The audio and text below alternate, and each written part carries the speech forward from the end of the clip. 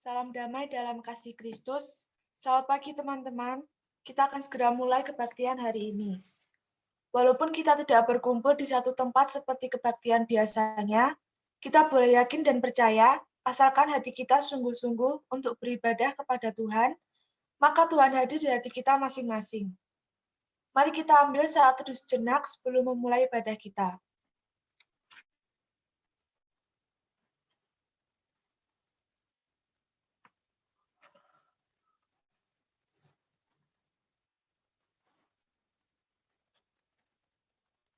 Mari kita awali ibadah ini. Kasih karunia dari Tuhan senantiasa menyertai kita sekalian. Untuk mengawali ibadah kita, saya minta dengan kasih Kristus, Atila untuk berdoa pembukaan. Mari teman-teman kita berdoa. Tuhan Yesus, kami akan memulai ibadah hari ini ya Tuhan. Berkati kami yang akan mendengarkan firman-Mu ya Tuhan. Biarkan kami menjalankan ibadah ini dengan baik ya Tuhan. Di dalam nama Tuhan Yesus kami berdoa. Amin. Selanjutnya, mari kita akan pujikan lagu Selamat Pagi Bapa sebagai pujian pembuka kita.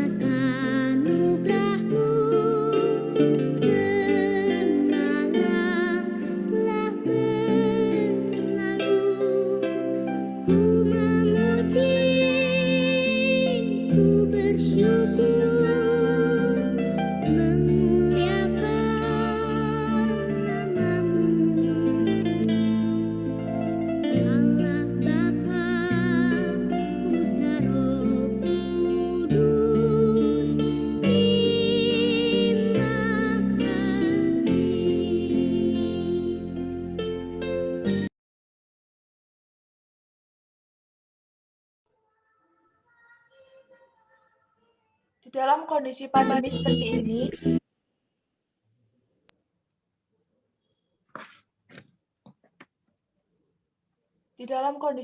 seperti ini, kita tetap harus beriman bahwa Tuhan tetap senantiasa beserta kita. Kita akan menerima berita anugerah dan petunjuk hidup baru. Untuk berita anugerah terambil dari Yesaya 1 ayat 18. Marilah, baiklah kita berperkara, firman Tuhan. Sekalipun dosamu merah seperti kirmizi, akan menjadi putih seperti salju. Sekalipun berwarna merah seperti kain kesumba, akan menjadi putih seperti bulu domba. Untuk petunjuk hidup baru, terambil dari Kolose 2 ayat 4-6.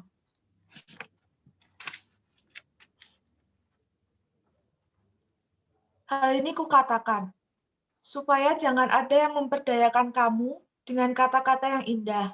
Sebab meskipun aku sendiri tidak ada di antara kamu, tetapi dalam roh aku bersama-sama dengan kamu, dan aku melihat dengan sukacita tertib hidupmu dan keteguhan imanmu dalam Kristus. Kamu telah menerima Kristus Yesus, Tuhan kita. Karena itu, hendaklah hidupmu tetap di dalam Dia. Setelah menerima berita anugerah dan petunjuk hidup baru, kita akan mendengarkan firman Tuhan yang akan disampaikan oleh Bapak Dwi. Sebelum menerima firman Tuhan, mari kita berdoa. Tuhan, sebentar lagi kami akan menerima firman-Mu. Kiranya firman yang akan kami dengar setelah ini bisa menjadi bekal kami dalam kehidupan kami sehari-hari. Amin.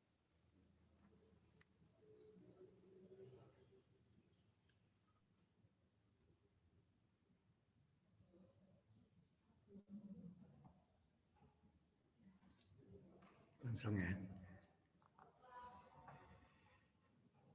Masih selamat pagi. Salam, Nana.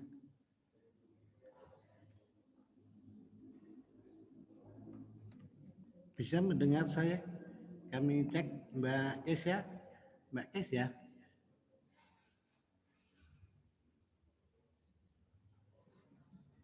Mbak Kes ya, bisa mendengar suara saya?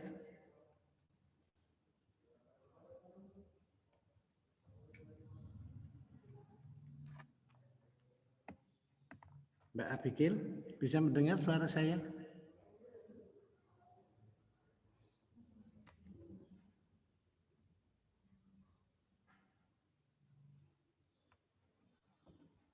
Oke, cek satu kali lagi. Mas Arya, bisa mendengar suara saya? Bisa. Oke, terima kasih. Teman-teman yang terkasih di dalam Tuhan, mari pada kesempatan ini kita mendengarkan firman Tuhan yang kita ambil dari Mazmur 138. Mazmur 138 ayatnya yang pertama sampai yang ke-8. Sekali lagi kami cek teman-teman.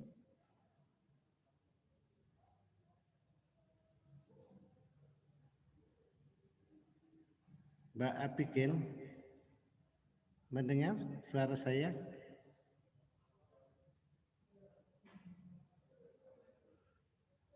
Audionya di unmute, Mbak. Ya, silakan dimulai dari Mbak Abigail. Pembacaan firman kita dari Mazmur 138 dari ayat 1. Nanti sambil kami ngecek teman-teman yang ikut kebaktian selanjutnya. Silakan, Mbak. Mazmur 138. Nyanyian syukur atas pertolongan Tuhan. Dari Daud. Aku hendak bersyukur kepadamu dengan segenap hatiku. Di hadapan para Allah aku akan bermazmur bagimu. Terima kasih. Yang kedua, Mas Jordan.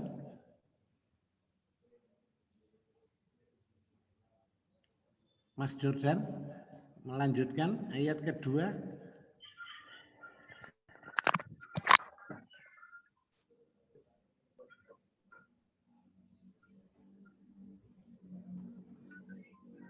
Mas Jordan, bisa mendengar?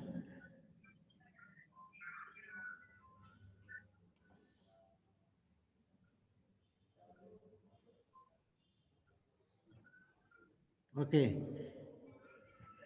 Mas Jordan tidak bisa merespon? Berarti lah. Oh. Ya, Pak. Ya, Mbak Atila. Lanjut di ayat 2. Sebab anak panahmu menembus aku, tanganmu telah turun menimpa aku.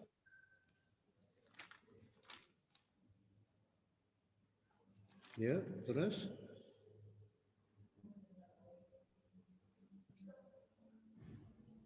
(138) ayat 2.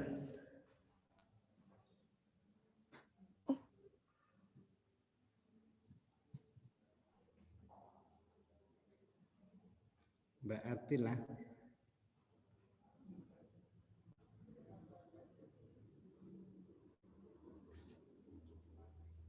Aku hendak sujud ke arah bait-Mu yang kudus dan memuji nama-Mu. Oleh karena kasih-Mu dan oleh karena setiamu. Sebab Kau buat nama-Mu dan janji-Mu melebihi segala sesuatu. Oke, terima kasih. Dilanjut. Mas Radit. Mas Radit, bisa connect saya? Ya, ayat 3 Mas Radit. Pada hari aku berseru, Engkau pun menjawab aku. Engkau menambahkan kekuatan dalam jiwaku. Ayat yang ketiga, 138 ayat yang ketiga. Pada hari aku berseru, Engkau pun menjawab aku. Engkau menambahkan kekuatan dalam jiwaku.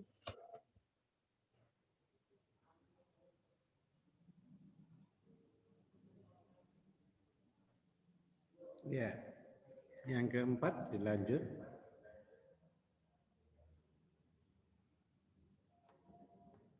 Oh, Mbak Winerly. Mbak Winerly. Bisa Semua mendengar raja saya? di bumi akan bersyukur kepadamu ya Tuhan, sebab mereka mendengar janji dari mulutmu. Oke. Yang kelima. Oh, Mas Satria. Silakan Mas Satria. Mereka akan menyanyi tentang jalan-jalan Tuhan, sebab besar kemuliaan Tuhan. Terima kasih. Mbak Kaisya. Mbak Kaisya, Ningrum. Mbak Kaisya, lanjut. Yang ketujuh. Mbak Kaisya.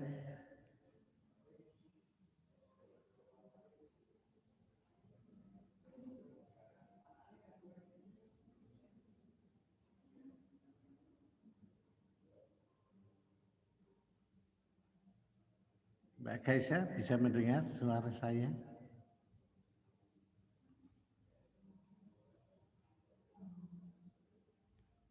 Ya Mbak Miltia, yang ketujuh dilanjut Mbak Miltia. Selanjutnya yang ke-8 bisa nunjuk temannya dari situ. Ya, Mbak Miltia.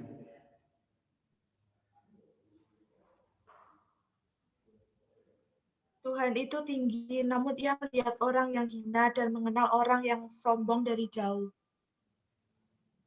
Ya, bisa nunjuk yang selanjutnya, yang lain? Yang ke-7 bisa dilemparkan temannya. Mungkin Mbak Metia bisa didengar. Kalau dari sini kok Mbak, berarti dua rekannya yang terkendala audio. Mbak Metia, dari situ bisa nunjuk dua rekan lagi untuk melanjutkan 78. Ayat 7, ayat 8. Rena. Ya. Jika aku berada dalam kesesakan, engkau mempertahankan hidupku. Terhadap amarah musuhku, engkau mengulurkan tanganmu, dan tangan kananmu menyelamatkan aku. Terus, satu lagi, terakhir, ayat 8. Mbak Miltia, bisa nunjuk dari situ temannya.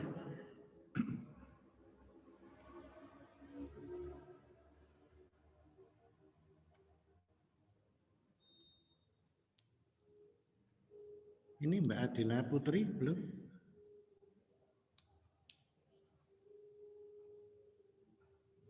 Mbak Adila Putri?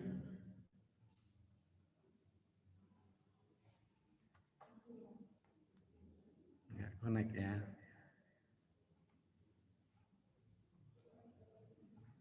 Mbak Adila Putri? Adilia Putri?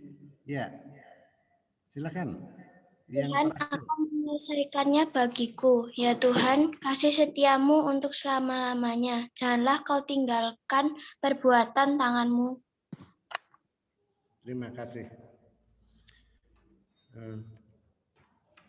Ternyata kita pagi ini diingatkan Tuhan, meskipun dengan berbagai kendala, kita sudah menemukan oleh Tuhan diingatkan pada Mazmur 138.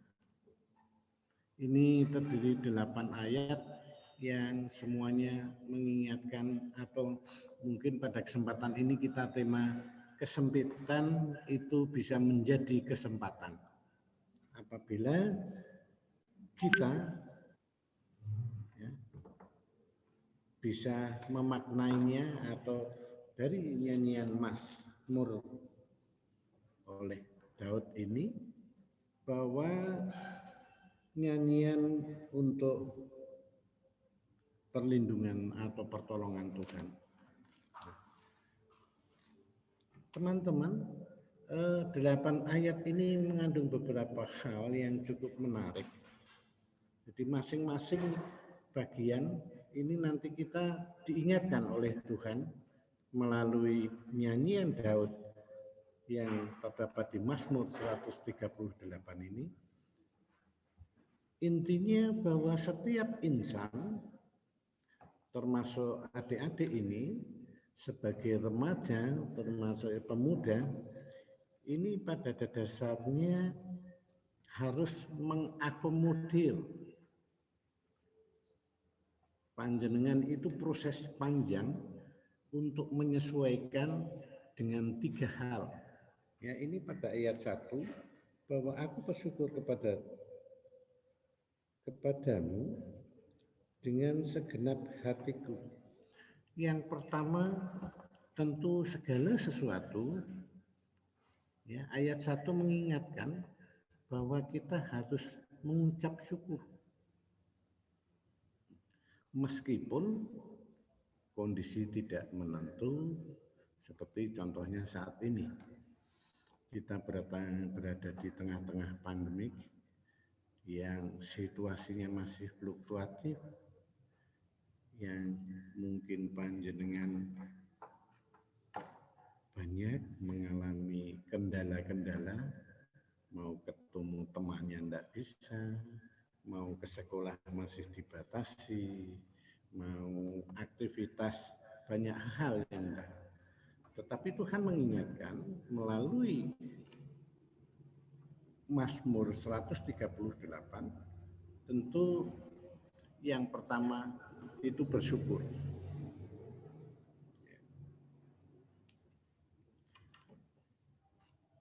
Ayat 8 ayat ini menceritakan bahwa Daud bisa merubah sesuatu tantangan, hambatan, itu menjadi kesempatan atau menjadi peluang. Maka 8 ayat ini coba kita lihat, kalau saya simpulkan bahwa pada diri manusia itu ada, Mbak, yang slide nomor 2. Kita lihat kehidupan kita ini kadang keras, kalau bisa mengkhawatirkan, mungkin juga ada yang membuat takut atau ketidakpastian. Kita tidak menduga COVID-19, virus corona ini sampai berlangsung ini sudah 19 bulan di Indonesia. Belum lagi varian-varian baru. Kalau ini terlalu dirasakan semuanya, maka akan mengkhawatirkan. Kapan selesainya? Tidak ada kepastian. Tidak ada kepastian atau tidak pasti itu bisa diduga. Saat ini tetangga kita, negara Malaysia, Singapura melakukan lockdown penuh. Di sekitar kita, kota Kudus sekarang ditutup untuk orang luar maupun orang Kudus keluar. Ini ketidakpastian. Lalu kadang adik-adik merasakan ketidakadilan. Banyak sekali kehidupan sekitar kita yang menginspirasi, yang melihat, sehingga kita ini kehidupan sekitar ini banyak. Tapi itu kendala. Perlu diingat, pada dasarnya tadi 3 hal. Jadi manusia berkembang, termasuk remaja pemuda, itu harus adaptasi atau menyesuaikan. Menyesuaikan dengan siapa? Satu, diri sendiri. Jenengan yang dulu bebas beraktivitas, berkunjung ke sana kemari, mobilitasnya tinggi. Nah, ini menyesuaikan dengan siapa? Tentu yang pertama dengan diri sendiri. Kita ketemu teman yang baik, kita ketemu sobat, kita ketemu sahabat, itu bagaimana mengantisipasi? Ya, kita tahu tidak usah sakit hati kalau kita tidak berjabat tangan, kalau kita tidak, ini salah satu langkah ya. Adaptasi dengan diri sendiri. Mbak, slide yang ketiga mungkin Mbak. Setelah kehidupan seperti ini, bagaimana kita bersikap? Nah, saya akan mengambil satu arahan atau teori besar yang kita lihat untuk mensikapi itu. Bagaimana keadaan kita? Sudah kita beradaptasi dengan diri sendiri, lalu kemudian kita beradaptasi dengan sesama manusia, termasuk orang tua. Yang ketiga tentu beradaptasi dengan ataupun melakukan hal dengan Sang Khalid Tuhan kita. Ini cukup sulit. Adik-adik remaja yang masa berkembang, rekan-rekan pemuda yang baru tumbuh, ini dengan dirinya sendiri saja kadang tidak kenal bagaimana sikap, bagaimana cara, bagaimana strategi. Maka saya mengadakan pendekatan yang ini. Maka untuk melakukan hal itu, saya akan nanti mengambil pendekatan dua teori besar. Yang pertama SWOT. Ya. Sekitar tahun 60-an ini dicetuskan, dan sekarang ini di Indonesia, negara-negara yang maju belum, berkembang tidak. Nah ini maka pendekatan ini cukup efektif kalau kita pakai. Jadi dasarnya setiap lingkungan, setiap diri manusia itu ada 4 unsur yang mendukung. Pribadi masing-masing itu punya kekuatan, punya power, punya kelebihan. Misalnya yang tidak bisa matematika, maka mereka bisa berhitung dengan cepat atau numeriknya lebih dominan. Kalau berhitung matematikanya kurang, mungkin diberi karunia atau talenta berbicara, jadi language-nya yang cukup bagus. Nah, ini kekuatan-kekuatan yang ada pada diri manusia. Yang kedua adalah weakness atau kelemahan. Tentu pribadi masing-masing kita personal ini memiliki kelemahan. Kelemahan ini apa? Rata-rata belum seimbangnya. Seimbang dari apa? Satu, dari seperti tadi, kekuatan yang ada, kelebihan yang ada, juga kekurangan. Kekurangan itu mungkin ketidakmampuan, keterbatasan, ketidakmengertian, itu yang ada pada diri manusia. Termasuk nanti karakter-karakter yang membuat manusia itu berkembang. Ini faktor yang ada dalam manusia. Jadi 4 hal ini, 2 dari dalam diri manusia, yaitu kekuatan dan kelemahan, tetapi di luar sana ada 2 hal lagi yang berperan untuk kita bersikap. Satu yang kita sebut peluang,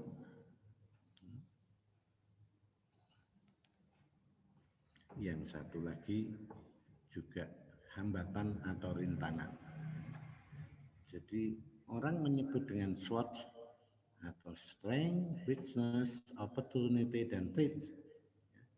4 hal ini yang harus kita olah.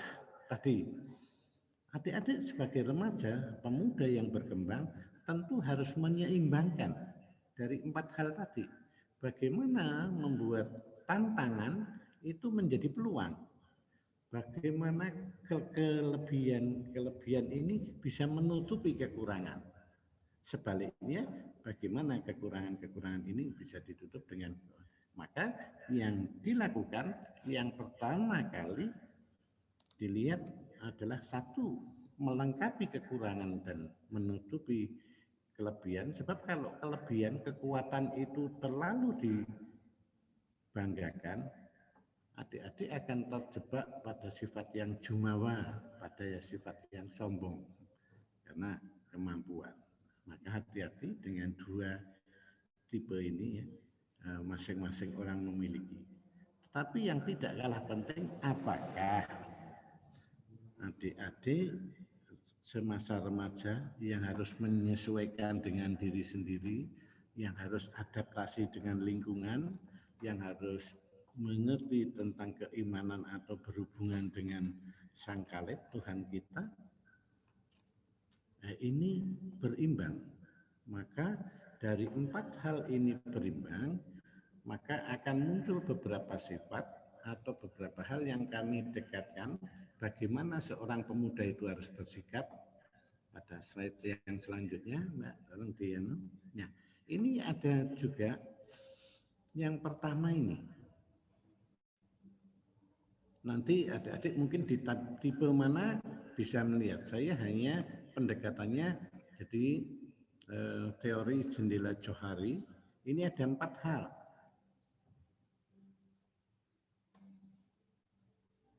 Yang pertama ya, atau fase pertama ini seseorang tidak mengetahui diri sendiri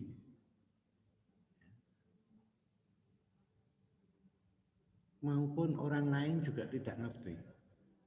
Contohnya begini, saya bisa menyanyi, tetapi saya tidak ngerti kalau saya bisa nyanyi, maka saya tidak melakukan nyanyian. Sehingga kalau kita tidak memvisualisasikan, tidak melaksanakan, maka orang lain juga akan tidak ngerti. Karena kita tidak ngerti potensi yang kita miliki.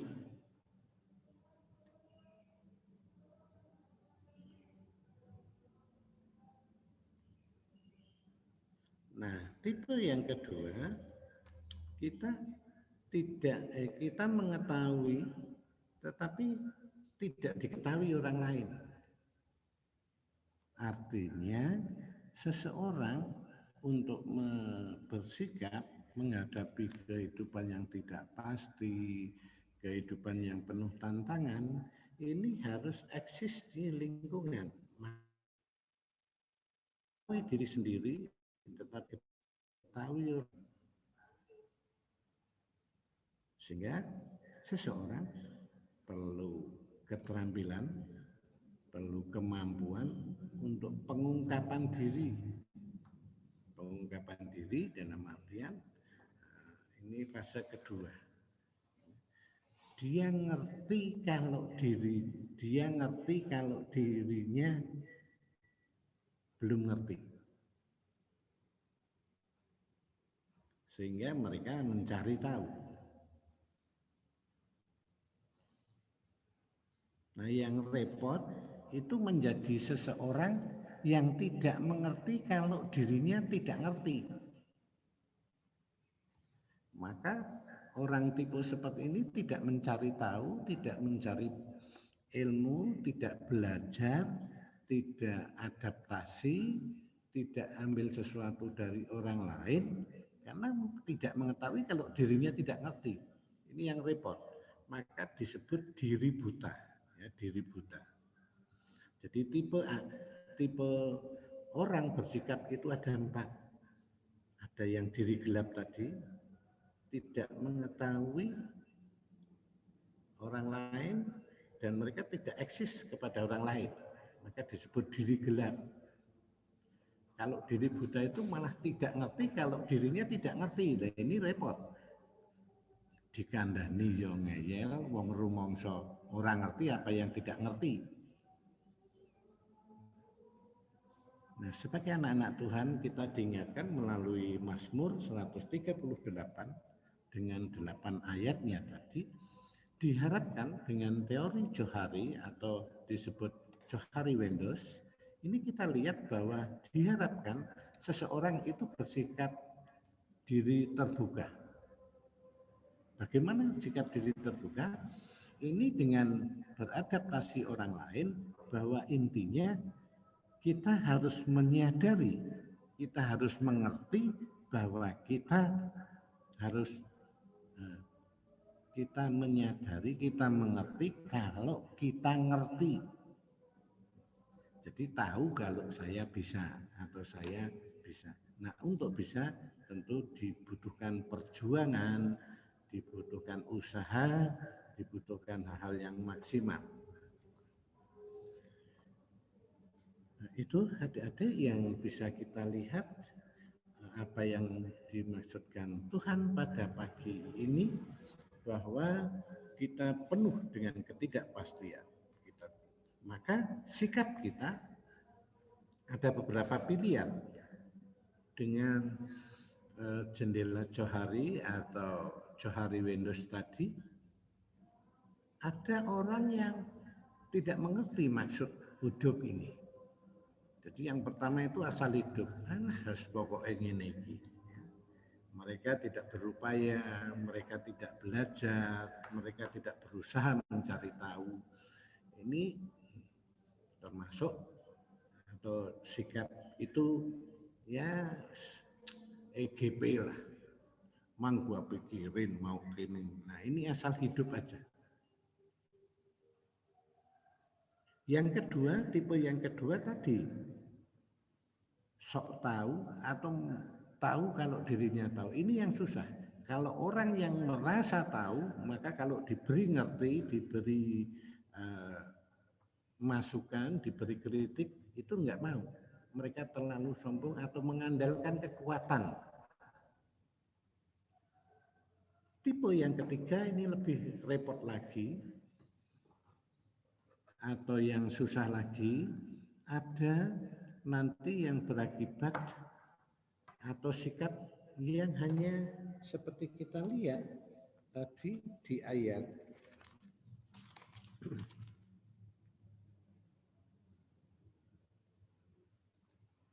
ya, di ayat yang ke-5-6, bahwa Tuhan itu akan jauh dari orang sombong. Tetapi ada juga karakter-karakter, sikap dan sifat manusia yang kedua, terlalu mengandalkan kekuatan. Mereka lupa bersyukur, mereka lupa minta pertolongan Tuhan. Ini yang tipe kedua atau sikapnya. Yang ketiga, ini yang lebih parah. Kalau ada kejadian, ada peristiwa, itu mesti menyalahkan orang lain. Mencari kambing hitam. Sebetulnya aku enggak gitu, tapi dia yang wah, orang tuaku gini, temanku gini. Sebetulnya enggak gitu. Ini tipe yang ketiga. Ada yang terlalu fokus, yang keempat karakternya. Ya. Seperti tadi, Tuhan tidak menghendaki, itu tercermin pada ayat yang ke-7. Jika aku berada dalam kesesakan, engkau mempertahankan hidupku, sementara amarah musuhku mengulurkan tanganmu dan tanganmu menyelamatkan aku. Ini ada fase yang sama. Ada sebagian orang hanya mengandalkan pertolongan Tuhan, tetapi tidak ada upaya secara manusiawi. Nah, ini adik-adik bisa berkenan, bisa melihat. Tidak mungkin orang bisa, tidak mungkin orang atau anak-anak itu pintar kalau tidak belajar, hanya dengan berdoa. Jadi hanya mengandalkan Tuhan tanpa upaya itu juga hal yang tidak berkenan. Sesuai pada ayat 7 tadi. Lalu yang terakhir, tentu inilah yang diharapkan. Kita sebagai generasi penerus, adik-adik segolongan remaja pemuda, merupakan tongkat estafet yang pada era ketidakpastian, banyak tantangan, banyak hal yang belum bisa secara fix ini terjadi, maka upaya yang terjadi melalui Mazmur 138 ini kita diingatkan bahwa berupaya mohon petunjuk Tuhan. Dengan arahan tentu saja segala sesuatu kita usaha manusiawi, tetapi tidak lupa tadi seorang Daud penulis pada Mazmur 1 ayat 1 mengingatkan bahwa bersyukur kepada Tuhan karena atas rahmat-Nya, atas berkat-Nya, atas talenta yang diberikan. Ini adik-adik, Tuhan mengingatkan kita bagaimanapun kejadian di luar itu tergantung bagaimana kita bersikap. Jangan malah itu membuat kendor semangat. Alah, begini ya hidup ya sudah. Hanya mengandalkan kekuatan manusiawi kita. Apalagi menyalahkan kondisi pihak lain, orang lain, ini juga tidak menguntungkan. Hanya mengandalkan Tuhan saja tanpa berupaya juga itu kurang tepat. Maka sikap yang baik adalah pertama bersyukur, berupaya mohon petunjuk Tuhan, dan berupaya maksimal untuk menyesuaikan dengan perkembangan panjenengan dan situasi zaman. Kiranya pagi ini Tuhan selalu menyertai kita sehingga kita bisa melakukan. Terima kasih waktu kami berikan. Semoga Tuhan selalu menyertai kita. Amin.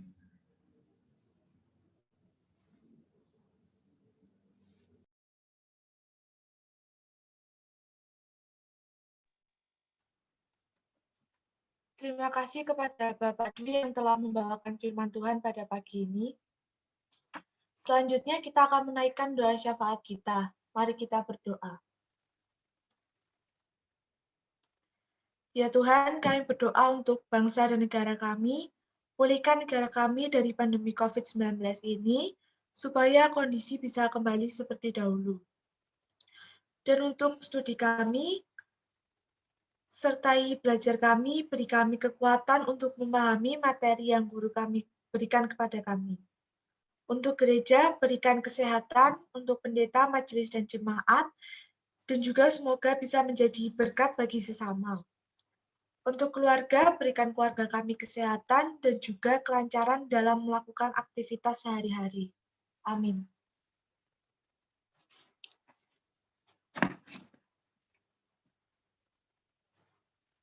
Dengan senantiasa mengingat pada baptisan kita, mari kita mengucapkan pengakuan iman rasuli. Teman-teman, saya minta bangkit berdiri masing-masing dengan meletakkan tangan kanan di dada kiri.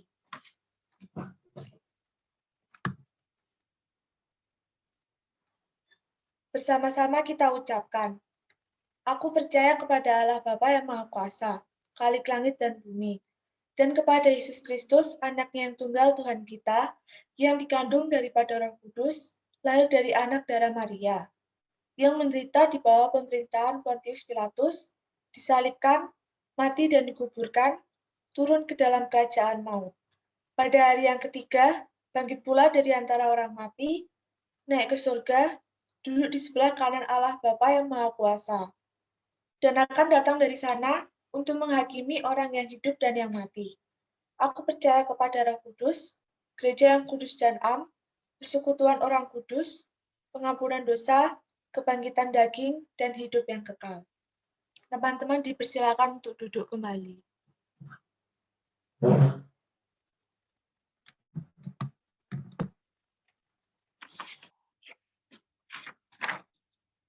Teman-teman, kita akan mengumpulkan persembahan kita. Untuk sementara ini, persembahan dipersilahkan dimasukkan ke dalam amplop dan ditulisi persembahan ibadah remaja tanggal 6 Juni 2021. Teman-teman dapat mengumpulkan persembahan di kantor gereja pada hari Selasa sampai dengan Minggu. Atau bisa dikumpulkan dulu di rumah dan setiap minggu terakhir akhir bulan baru dikumpulkan ke kantor gereja. Kita akan menyanyikan lagu Betapa Hatiku untuk mengiringi persembahan kita.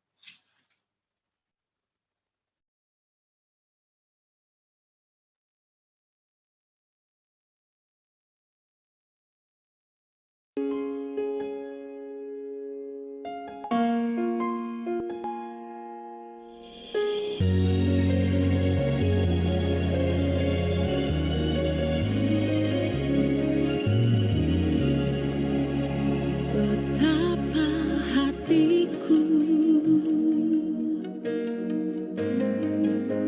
berterima kasih Yesus, Kau mengasihiku, Kau memilikiku. Hanya ini Tuhan persembahanku, segenap hidupku, jiwa dan ragaku, sebab tak ku miliki harta kekayaan yang cukup berarti untuk ku persembahkan. Hanya ini Tuhan permohonanku, terimalah Tuhan persembahanku, pakailah hidupku sebagai alat-Mu seumur hidupku.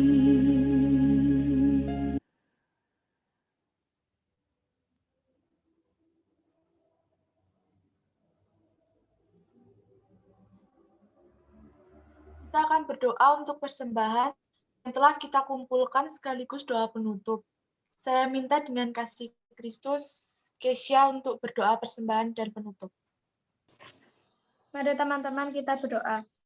Tuhan Yesus, terima kasih atas anugerah-Mu. Engkau telah menyertai kami dari awal hingga akhir ibadah pada pagi hari ini. Tuhan, berkati kami yang telah memberikan sedikit apa yang kami punya, semoga ini dapat memperluas kerajaan-Mu. Sebentar kami akan mengakhiri ibadah ini dan melanjutkan aktivitas kami selanjutnya. Berkati kami Tuhan dari awal pertengahan hingga akhir, dalam nama-Mu kami telah berdoa dan mengucap syukur. Haleluya, amin.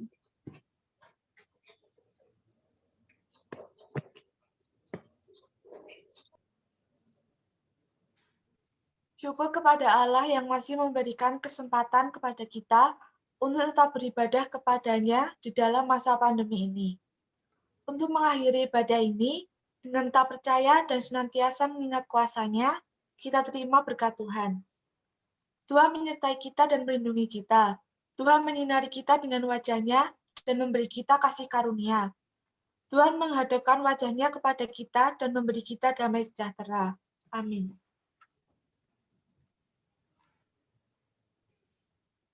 Terima kasih Tia yang sudah menjadi liturgus dan Bapak Dwi sebagai pembawa firman. Untuk pengumuman, teman-teman jangan lupa absen, link absen akan segera dibagikan. Jangan lupa yang ibadah lewat YouTube juga jangan lupa absen. Untuk persembahan dapat dikumpulkan seperti biasa dengan amplop yang ditulisi ibadah remaja. Teman-teman dipersilakan untuk on cam dulu ya, kita mau foto.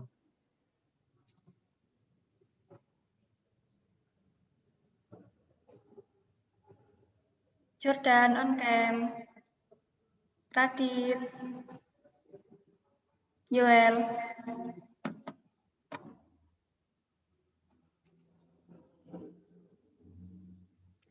Satu, dua, lagi, satu, dua. Ya. Teman-teman disilakan untuk unmute dulu untuk mengucapkan selamat hari Minggu. Selamat hari Minggu. Selamat hari Minggu. Selamat hari Minggu. Selamat hari Minggu, Tuhan memberkati.